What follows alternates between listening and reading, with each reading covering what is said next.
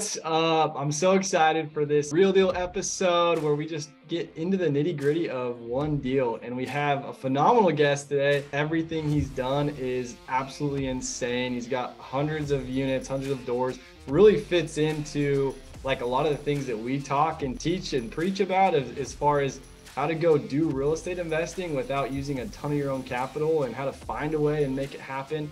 But today we have Jeff Holt.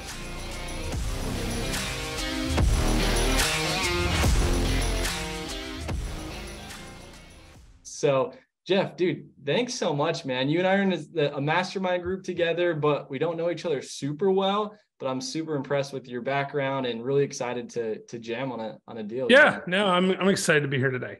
Sweet, man. Well, let's just dive into it. Tell us about this deal you want to talk about. Maybe just give us at first just kind of the 30,000 foot view. What is it? How does it work? And then we'll dive into the ins and outs of how you found it, funded it, and enforced it. Sure. Yeah. So it's a 16 unit apartment complex.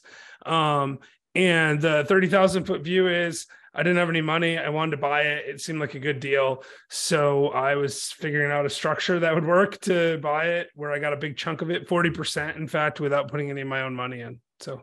Wow. I love it. So you own 40% of it, which is awesome. I'm excited to dive into that because a lot of the deals we talk about, people are just talking about doing them all on their own or maybe having one partner. So this will be cool. And where is this located at? It's in North Georgia, just south of Chattanooga, Tennessee. Okay. Awesome. Love it. And how big are not like it really matters, but the 16 units, are they one bed, one bath, or what are the sizes? Yeah, it's a mix of 1, 2, and 3 bedrooms. There's just 1 3-bedroom, and then there's a couple, like 4 2-beds, and the rest are ones. Actually, we just sold the property, so I can go like full cycle on it, like start to finish, give you all the info. So let's do it. Let's dive into it. So you mentioned that it was a good deal and that you wanted to buy the property. So maybe just dive into how you found it and why it was a good deal and how you knew it was going to be a good deal. Yeah. Okay. So I actually saw this property listed on Craigslist like a couple of years before I bought it. So I just kept my eye on it. Right. Trying to make a deal with the guy originally. He was an out of state owner. And he wasn't being reasonable about it. And it wasn't going to appraise and stuff. So I just kept watching it. And then, eventually I saw it pop up on to be honest, the banker that had the loan on it called us one day and was like, hey, one of my clients wants to sell a property. And it was that same property. What's up, guys? Thanks so much for tuning into the show. I have an announcement. In just a few weeks, we are hosting a live event called the Cash Flow Conference. This is April 29th. This is an in-person event where you can come and learn from expert real estate investors and how to get to the next level in your real estate investing career. So you're going to be able to network with other individuals. We'll have about 300 people just like you all across the board, beginners, intermediate, advanced, and come together to network and to get better at investing in real estate. We'd love to see you there. There's still time to snag a ticket. Click on the link in the show notes and enjoy the show. Right. And it was, the market had gotten a little bit stronger because it was like, say, first time I looked at it might have been 2017 or 18. When we bought it was 2020. Actually, March of 2020, like the first day of the shutdown was the day we closed on it. So like first day of the pandemic, I remember sitting at the closing table going, do I actually want to buy this? Like, we have no idea what's happening. The world just shut down. We're not even sure why the title company's open. We didn't even have masks and stuff yet because like we didn't know about masks yet, right? Like it was literally like the president had been like, we're going to shut down for 15 days. And we're like, we have a closing tomorrow. What do we do? I guess we're just going to go to the closing and see what happens. And I was this like this close to walking away. Wow. Dude, that's cool. I love also how you said this is the first time you saw the property was on Craigslist because it's a 16 unit apartment complex that you own 40% of that you got for none of your own money down. And you first saw it on Craigslist. Yeah.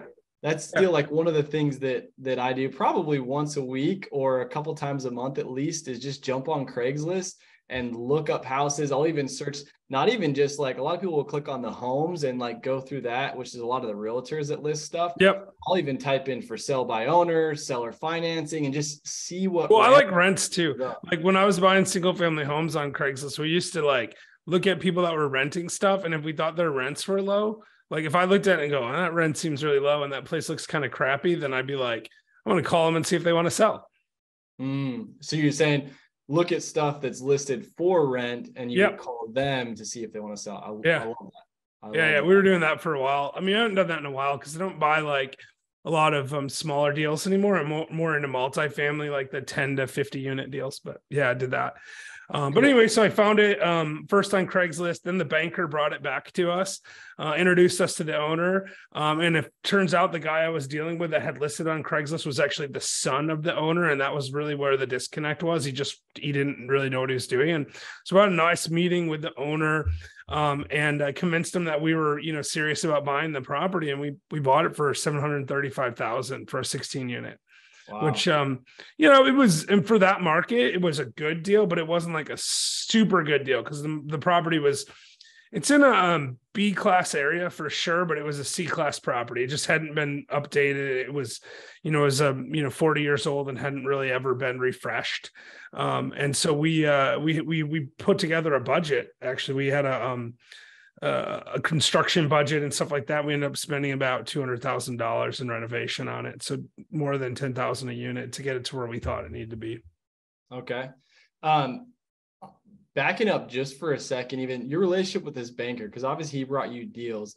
Is this something you cultivated over just a long period of time and you develop trust? Is when he brings you deals, you close on them, or Sure. You put feelers out there? Or a lot of times we talk about is a lot of people casting their lines and creating these funnels that actually funnel back to them and obviously you did that. And I think it's easy to glance over that, but any advice or anything there where you're like, hey, this is how you can set that up? I mean, so in this case, we've done a lot of deals with that banker before, so they knew that we were buying in that area.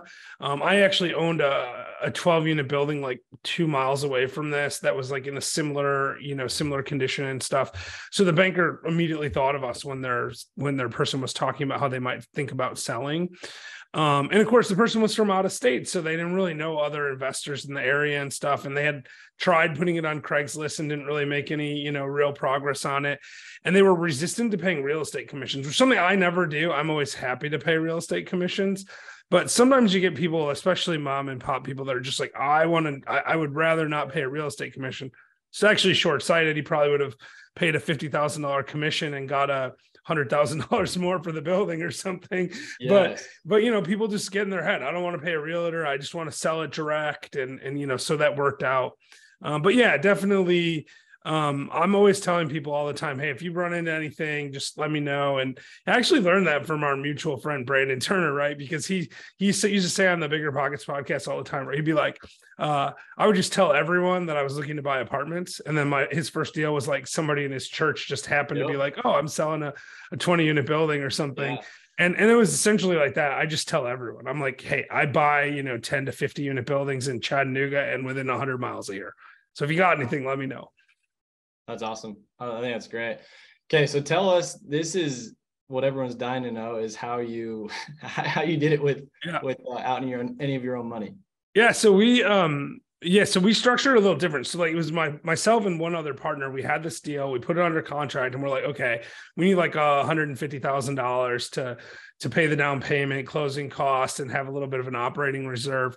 And we're like, well, it's too small to syndicate. Like, syndicating is when you bring in a whole bunch of investors, and it was just too small for that. So we actually found an investor that was willing to put up the $150,000. And we just said to him, like, hey, listen, like, the bank's going to make you sign a personal guarantee if you have more than 20% of the deal. So why don't you we'll form an LLC, and all three of us will go into the LLC together, and we'll keep, 40% each. You can have 20, and then you can loan $150,000 to this new company we just formed. Unsecured note, $150,000. So that's how we did it. We just had one person that had the cash, didn't have the deal. He put in all the money, and we paid him 6% interest only, with no balloon payment. Just until we refinanced or sold, he would get his 6%. And then we just had our 40% each. Wow. That's awesome. Yeah. That's pretty sweet. Yeah. I love that. Yeah, so you created an LLC, and then he loaned money to the LLC, which you then took that money. And that and I mean, just a word of caution on this. You do have to be careful that you're not pitching a security on accident, right? So the person's got to be, you know, actively involved in the day-to-day operations, or at least actively involved in that thing. They're not investing purely in you, right? That's where you run the risk, is if they're investing in a deal with the expectation of making a profit through the efforts of someone else, it's a problem. But in this case, it was a person that had partnered with us on several deals. We had other partnerships together, and so I felt comfortable with it. I ran it by my attorneys. They were like, "Yep, you could do it that way." And we've actually used that same structure a few other times, because we have people that, you know, they're sitting on a couple $100,000. They don't know what to do with it. They love real estate, but they don't really have as much time as we do to go out and find deals, or they don't have the connections. And sometimes even maybe it's 130 each. Maybe it's like this one was 40, you know, 40, and 20, but it's stuff like that. And it's worked really, really well.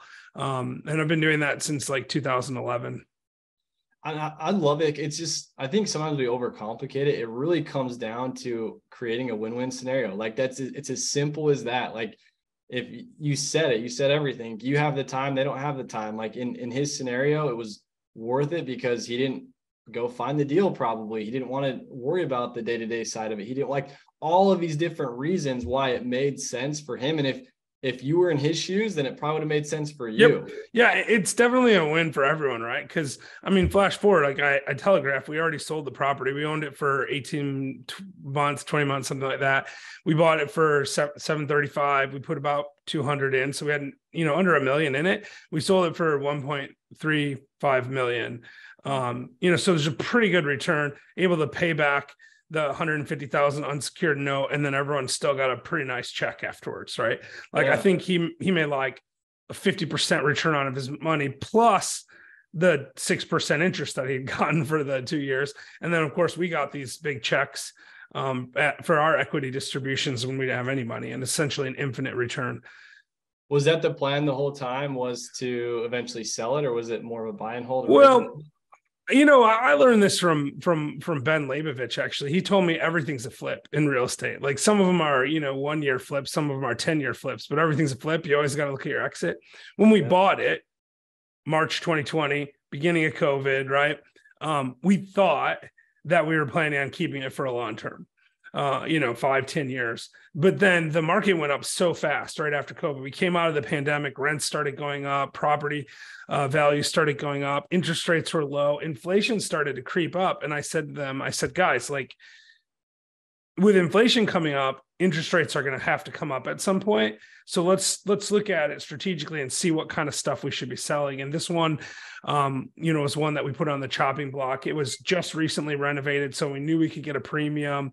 And also it was a smaller deal relative to most of our deal size. So we're like, let's get rid of that. We'll put some cash in the bank and get ready for this, this interest rate environment that we're in now. Awesome. Yeah, I love that. I like the mentality of, like, it's kind of the same concept of someone, you know, hey, is this for sale? My answer now is always like, absolutely, everything for the most part. Everything's for sale and everything's a flip. I mean, you're never going to buy something and hold it forever for really. I mean, your estate's going to sell it if you don't.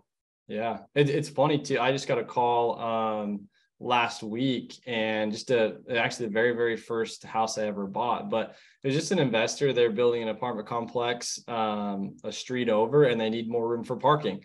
He's like, hey, will you sell this? You know, we need to knock it down, and we need parking stalls in order to make the rest of this work. And they're already under construction on that.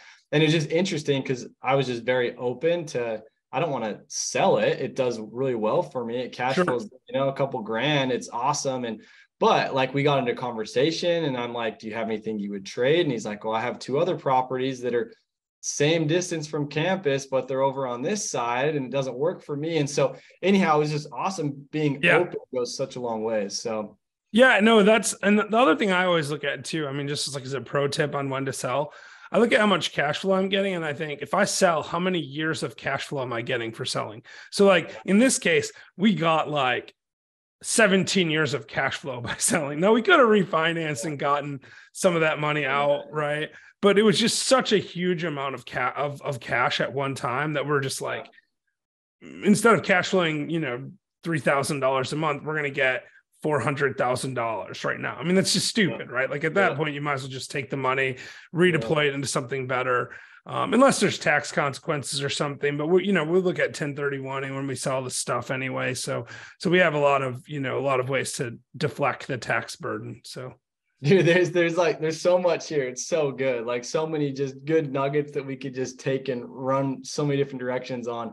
But such a cool deal. I love that. I love just like the attitude behind it of like, hey, I want to buy this. We're going to figure out a way to make this thing work. And we don't want to bring a bunch of money to the table. And I really do think that's the number one thing that people think keeps them from getting into real estate, or not even just getting into it, but doing bigger deals, right? We get stuck at like smaller deals, but like, you do the bigger deals now. And it's like, oh, I don't have enough money to do that. And it has nothing to do with the money, as you showed us.